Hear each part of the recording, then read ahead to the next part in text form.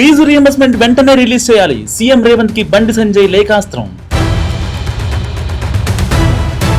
Social media పిచ్చికి హద్దుండాలి. RTC సిబ్బందిని ఇబ్బంది పెడితే చర్యలు తప్పవన్న సజ్జనార్.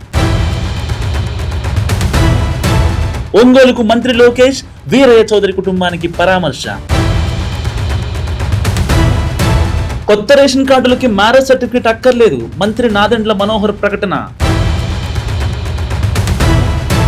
అస్వస్థకు గురైన వల్లభనేని వంశీ, ఆసుపత్రి తరలించిన పోలీసులు.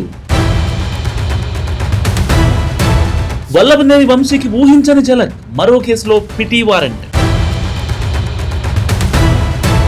దేశవ్యాప్తంగా బీజేపీ తిరంగా ర్యాలీ, విజయవాడలో పాల్గొనాలని పవన్ కు పురంధేశ్వరి ఫోన్. లిక్కర్ స్కామ్ కేసులో కస్టడీకి సజ్జల శ్రీధర్ రెడ్డి, 3 రోజుల పాటు విచారించనున్న సిట్ అధికారులు.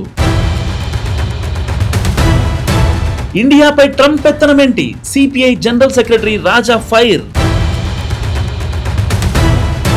పీఓకేలో ఉగ్రవాద శిబిరాలు నేలమట్టం కావాలి, ఉగ్ర దాడిని ఖండించిన బ్రిటన్ ఎంపీ బ్లాక్మన్. గాజాపై ఇజ్రాయెల్ మరోసారి భీకర దాడులు, 54 మంది మృత్యువాత. భారత్ లో యాపిల్ ఉత్పత్తుల తయారీ వద్దు, భారత్ అధిక సుంకాలు విధిస్తోందని ట్రంప్ వ్యాఖ్య. కశ్మీర్లో రాజ్నాథ్ పర్యటన, పాక్ అణుభద్రతపై తీవ్ర ఆందోళన.